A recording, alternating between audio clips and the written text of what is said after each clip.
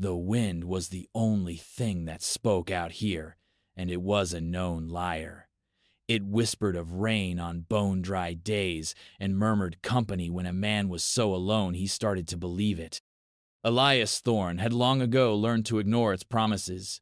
He rode the fence line, his gaze sweeping over the endless brown expanse of his land, a kingdom of dust and regret.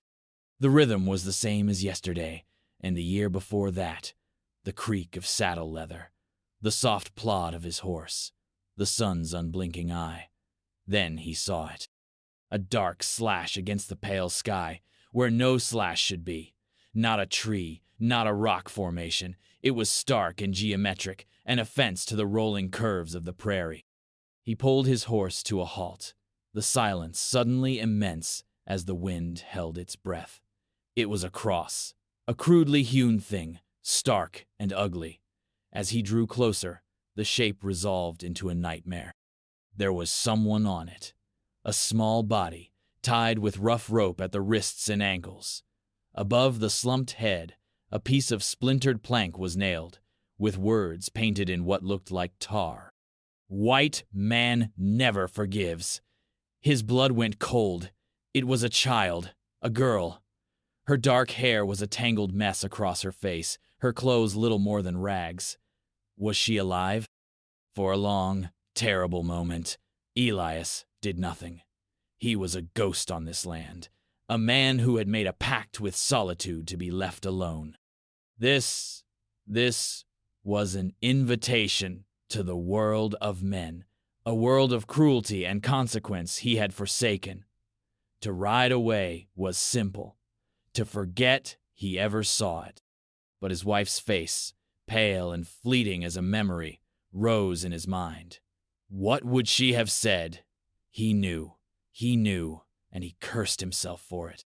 Dismounting, his boots sinking into the dry earth, he walked toward the cross, into a story that was not his own, but was about to become the only one that mattered.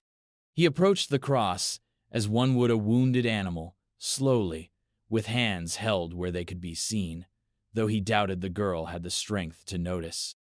The closer he got, the more the horror sharpened. She was so small, a child of maybe 7 or 8 winters. Her skin was the color of the earth she was born from, now smudged with dirt and tears. Her chest rose and fell in shallow, ragged breaths. She was alive. A grim relief, heavy as a stone, settled in his gut. The sign was a declaration of war, and she was its collateral. He didn't know who wrote it, but he knew the sentiment. It was in the sneers he got in town, the way other ranchers gave his land a wide berth. Land he'd bought fair and square, but which had once been theirs, and before them hers. He looked at the ropes. They were tight, biting into her flesh. Whoever did this wanted her to suffer, wanted her to be found this way. A slow death, a spectacle of hate. He pulled his knife, the blade catching the afternoon sun. "Gonna get you down from there, little one," he murmured, his voice a rusty hinge from disuse. Her eyes fluttered open at the sound. They were dark pools of terror. A low whimper escaped her lips, and she strained against the ropes, a movement of pure, instinctual fear. "Easy now," he said, keeping his voice low and steady. "Easy. Not gonna hurt you." He worked methodically, sawing at the thick rope around her right wrist first. It was slow going, the fibers coarse and stubborn. He had to be careful not to slice her skin. All the while, he felt the weight of the empty landscape at his back, the feeling of being watched by 1,000 unseen eyes, or maybe just the one, unforgiving God who presided over this cruel land. When the first rope fell away, her arm hung limp. He moved to the other, then her ankles. Finally, she was free of the cross, slumping forward into his arms. She weighed almost nothing, a bundle of sticks and terror. He held her for a moment, his own body stiff and unused to contact. He could feel the frantic, bird-like flutter of her heart against his chest. He carried her to his horse, settling her in front of him on the saddle and wrapped a spare blanket around her thin shoulders. As he turned his horse for home, he didn't look back at the empty cross, but he could feel its shadow stretching long behind them, a dark finger pointing the way. The inside of his cabin was as stark as the man who lived in it. A single room, a stone hearth, a bed, a table, 2 chairs. 1 chair too many, he'd often thought. Now, it didn't seem so. He laid the girl gently on his bed, the only soft place in the entire house. She curled into a tight ball, her eyes wide and tracking his every move. He was a big man, weathered and rough, and he knew he must look like a monster to her. He moved with a deliberate slowness he hadn't practiced in years, trying to make himself smaller, less threatening. He brought a basin of warm water and a clean rag, setting it on the floor beside the bed. "These ropes did a number on you," he said, his voice quiet. "Gotta clean you up. Don't want it to fester." He reached for her wrist, and she flinched so violently she almost fell off the bed. He froze, his hand hovering in the air. "All right," he sighed, sitting back on his heels. "All right." He just sat there for a long time, the water cooling in the basin, the silence stretching between them. He wasn't a man built for patience, but he found a reserve of it he didn't know he had. He simply waited. He watched the fear in her eyes wage a war with exhaustion. Finally, her gaze softened just a fraction. Slowly, as if moving through water, he dipped the rag, wrung it out, and gently dabbed at the raw, chafed skin on her ankle. She tensed, but she didn't pull away. He cleaned the wounds on her ankles and wrists with a tenderness that felt foreign in his calloused hands. He applied a thin layer of salve from a tin his wife, Sarah, had made years ago. He'd kept it, for no reason he could name. Until now. When he was done, he didn't speak. He just took the basin away and came back with a tin cup of water. He held it out. She stared at it, then at him. Her small hand trembled as she reached out and took it, her fingers brushing his. It was the first touch that wasn't born of violence or necessity. She drank, long and deep. He then ladled some thin broth into a bowl and left it on the small table beside the bed, before retreating to the far side of the room, giving her space. The sun bled out of the sky, and he lit a single lamp, keeping the cabin in soft shadows. She ate the broth. He didn't watch her, but he heard the soft scrape of the spoon. It was the first sound of life in this house that wasn't his own in 5 years. As darkness claimed the prairie, Elias settled into the hard-backed chair by the hearth, a shotgun resting across his lap. He didn't expect trouble, not tonight, but the world had shown its teeth today, and he wouldn't be caught unarmed again. The girl was asleep, her breathing finally deepening into a steady, peaceful rhythm. In the flickering firelight, she looked even younger, impossibly fragile. A deep, aching loneliness, the kind he usually kept buried under the weight of work and exhaustion, rose up in him. It wasn't just his own solitude he felt, but hers. He was looking at a loneliness so profound and violent it made his own seem like a choice. He closed his eyes, and the firelight behind his lids became the lamplight of another room, another time. Sarah's face, pale against a pillow, her breathing as shallow as the girl's had been. He'd sat in a chair just like this one, helpless, as a fever stole her from him. The silence, after she was gone, had been a physical thing, a heavy blanket that smothered all sound, all joy. He had let the silence win. He'd pushed away neighbors, refused condolences, and walled himself off until his world shrank to the perimeter of his fence line. He had chosen this emptiness as a penance. He had believed he deserved it. He opened his eyes. The girl murmured in her sleep, a small, frightened sound, and thrashed for a moment before settling again. He was an island, he'd told himself. A rock against which the tides of men could break. But he wasn't. He was just a man. And a little girl was sleeping in his bed because someone, somewhere, had decided that her life was worth less than a message of hate. He had stared into the face of death in that bedroom 5 years ago and been powerless. Now he had stared into the face of cruelty on that cross, and he had acted. It wasn't courage. It was just a refusal to let the silence win again. He looked from the sleeping child to the dark window. The wind howled outside, no longer a liar, but a mourner, crying for all the world's lost things. He would not sleep. He would keep watch. It was the only thing he knew how to do. The first hint of dawn was a pale gray wash on the horizon when a new sound reached him. It wasn't the wind. It was deeper, more resonant. A low, rhythmic thrumming that seemed to come from the earth itself. Elias stood, every muscle tense, the shotgun feeling heavy and useless in his hands. He moved to the cabin's single window, peering through the grimy glass, and his heart stopped. The horizon was no longer empty. It was filled with them. Silhouettes on horseback, dozens of them, maybe hundreds, spread out in a silent, watchful line. They weren't charging, they weren't yelling, they were just there. An army of ghosts returned to reclaim their land, with his small cabin standing squarely in their path. His first thought was of the girl. They had come for her, or for him. Retribution for some perceived crime he didn't even know he'd committed. Maybe they thought he was the one who tied her to that cross. Fear, cold and sharp, pierced the weary resolve he'd built through the night. He had one man's strength, one man's rifle. Against that, he was less than nothing. A piece of dust to be swept away.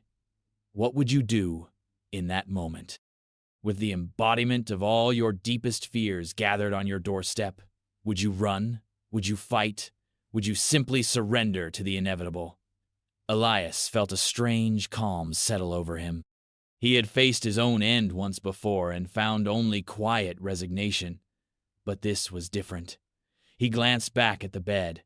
The girl was stirring, awakened by the strange vibration in the air. Her eyes, no longer terrified but wide with a dawning, terrible recognition, met his. In that moment, he wasn't just Elias Thorne, the lonely rancher. He was her protector. It was a foolish, suicidal thought. But it was the truest thing in his world. He had a choice to make, and it had to be made now. He checked the load in his shotgun, not out of aggression, but as a final, futile act of a man drawing a line. He would not let them take her. He took a deep breath, the air tasting of dust and destiny. He walked to the door, his hand hesitating on the iron latch. Behind him, he heard a soft shuffle of bare feet on the wooden floor. The girl was standing there, a small, trembling shadow in the dim light of the cabin. She clutched the back of his worn trousers, her tiny hand a knot of desperation. He looked down at her, and in her eyes, he saw not only fear for herself, but for him, a silent, desperate plea. It strengthened his resolve. He wasn't just defending his life. He was defending her fragile faith in the possibility of safety. He opened the door and stepped out onto the porch, into the vast, cold morning. The rhythmic sound ceased as if on command. The silence that fell was absolute, heavier than any noise. Hundreds of pairs of eyes were fixed on him. They were warriors, fathers, brothers. Their faces were grim, etched with the hardness of the land and generations of sorrow. They were not a war party in the way the stories told. There was no paint, no whooping cries. This was something far more grave. A silent judgment. Elias stood tall, the shotgun held loosely at his side, its barrel pointed at the ground. He would not show aggression, but he would not cower. From the center of the line, one man dismounted. He was older, his long hair grayed and braided with feathers, his face a roadmap of wisdom and hardship. He moved with an unhurried grace, his presence commanding the entire plain. He walked toward the cabin, his steps deliberate and measured, each one falling like a hammer blow on the anvil of the silence. Elias's heart hammered against his ribs. This was it, the moment of reckoning. The elder stopped a dozen paces from the porch, his dark eyes sweeping over Elias, then flicking down to the small girl half hidden behind his legs. He saw the way she clung to the rancher, not like a captive, but like a child seeking shelter from a storm. A long, unreadable moment passed. The entire world seemed to hold its breath, waiting for the elder's first word. What would it be? An accusation? A threat? A demand? Elias braced himself for the blow. The elder's eyes, ancient and deep, held Elias's gaze. He did not look at the shotgun. He looked at the man. Then he spoke, and his voice was not filled with the thunder Elias expected, but with the gravelly quiet of a river running over stones. "You are the one they call he who walks alone," the elder stated. It was not a question. Elias gave a single, curt nod, his throat too tight to speak. The elder's gaze drifted past him, into the dark interior of the cabin, then back to the girl clutching his pants. "They left her on your land," the elder continued, his voice heavy with a sorrow that transcended anger. "Men from the new town. They lost a judgment over the river rights. This was their answer. They took her from her mother's side while the men were away. They did this to send a message." The pieces clicked into place for Elias. The sign, "White man never forgives." It wasn't a general statement. It was a specific, venomous threat, and they had chosen his land with cruel precision. "They left her here," the elder said, his eyes locking with Elias's again, "because they believe you are like them, a man with a hard heart, a man who would see a child of our people and let the sun and the crows do his work for him. They believed your silence would be their accomplice." A ripple of understanding went through Elias. They hadn't just put her on his land. They had tried to make him a part of their crime. They had tried to use his isolation, his grief, as a weapon. A bitter, wry smile almost touched his lips. They had misjudged their man. "We tracked them through the night," the elder went on. "We found the place of sacrilege, the cross, the ropes, but she was gone. We feared the worst. We followed the tracks of a single horse, leading here. We did not know what we would find." He paused, his gaze softening as he looked at the small girl, who now peered out from behind Elias with more curiosity than fear. "We came prepared for vengeance. We found this." He gestured with an open hand, not at Elias, but at the scene. The large, weathered white man standing protector, and the small native child seeking his protection. The ultimate subversion of their enemy's hate-filled message. A slow wave of relief washed over Elias, so profound it almost buckled his knees. They hadn't come for a fight. They had come for an answer, and his simple act of human decency had provided it. The elder took another step forward, his hands empty and open. "You are he who walks alone," he repeated, his voice softer now. "But you have the heart of a father. You have the courage of a warrior. You did not let our child die. You defied their hatred. You brought her into your home." He turned and spoke to his people in their own tongue, his voice ringing across the plain. There was no command, no order. There was just a release. The tension that had held the hundreds of riders in a state of suspended violence dissipated like a morning mist. There was a collective sigh, a murmur of voices, a shifting of weight in saddles. A few of the riders dismounted, then a dozen more. They were no longer an army. They were a people, a grateful people. The elder turned back to Elias. We do not have the gold of your people, or deeds to land we no longer own. Our wealth is in our community, in our gratitude. Today, you are a part of that wealth. He made a small gesture, and two men came forward, their arms laden. They laid the gifts on the steps of the porch, a thick, beautifully woven blanket, strips of smoked venison and dried berries, a bundle of medicinal herbs tied with sinew. These were not gifts of payment, they were gifts of life. Things to ward off the cold, to fill an empty belly, to heal wounds. They were bringing life back to his desolate home, piece by piece. Other men and women came forward, adding to the pile. A carved wooden flute, moccasins small enough to fit the girl, a water skin. The porch, once just a few weathered planks, was overflowing with the quiet, profound generosity of a people who had little to give, but gave it all.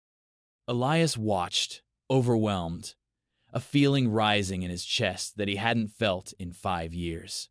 It wasn't happiness, not yet. It was something more fragile, more elemental. It was hope. From the crowd, a man pushed his way forward, his face a mask of frantic hope and fear. He was younger than the elder, but carried the same air of authority. His eyes were locked on the girl. A name escaped his lips, a broken sound, half prayer, half cry. Aida! At the sound of her name, the girl finally let go of Elias's trousers. She took a hesitant step forward, her own name, a question on her lips. Father? The man broke into a run, closing the distance in 3 long strides. He didn't stop at the porch steps, but fell to his knees, wrapping his arms around his daughter in a fierce, trembling embrace. He buried his face in her hair, his broad shoulders shaking with silent, racking sobs. Aida, little sparrow, clung to him, her own quiet tears finally falling, washing away the dirt and the terror of the last day. Elias stood back, a silent witness to the reunion. He felt like an intruder on a moment so sacred it felt holy. He saw in the father's face the same desperate love he had once felt, a love that defined a man's world. The father looked up at Elias, his eyes red-rimmed but shining with a gratitude so immense it needed no words. He saw not a white man, an enemy, a landowner. He saw the man who had saved his world. After a long moment, Aida gently pulled away from her father. She looked at her people, at the familiar faces and the safety they represented. Then she turned back to Elias. She walked to him, her steps now sure and steady. She stood on her tiptoes and pressed something small and wooden into his large, calloused hand. He opened his fingers. It was a bird, intricately carved from a piece of pale wood, its wings outstretched as if in mid-flight. A sparrow. She gave him a small, shy smile, the first he had seen from her. It was a light in the darkness, a promise. It was everything. The sun was higher now, a warm, benevolent presence in the sky, chasing the last of the morning's chill. The reunion was complete. Aida was passed from loving arms to loving arms. A cherished piece of the tribe returned to its rightful place. Her father, the chief, approached Elias one last time, placing a hand over his own heart and then extending it toward him. Elias clasped his forearm, a silent gesture of mutual respect that transcended language and history. No more words were needed. The tribe began to depart as silently as they had arrived. They mounted their horses, the chief placing Aida in front of him, her small form secure in his embrace. The sea of people turned and flowed back toward the horizon, leaving behind them a porch filled with gifts and a silence that was no longer empty. This new silence was peaceful. It was filled with the echoes of gratitude, with the memory of a child's reclaimed smile. Elias stood on his porch for a long time, watching until the last rider was a mere speck against the vast blue canvas of the sky. He was alone again, but the loneliness was gone. The heavy shroud he had worn for 5 years had been lifted. He looked down at the carved sparrow in his hand, its wooden wings smooth against his skin. He ran a thumb over its delicate shape. It was just a piece of wood, but it was also a promise, a bridge. It was a reason. He turned and looked back into his cabin. The morning light streamed through the open door, illuminating the motes of dust dancing in the air. The room no longer felt like a tomb. It felt like a home waiting to be lived in. The second chair at his table no longer looked like a painful reminder of what he had lost. Now, it looked like an invitation. He didn't know what tomorrow would bring, but for the first time in a very long time, he was ready to face it. He who walks alone had found his path again, and it was leading him back into the world.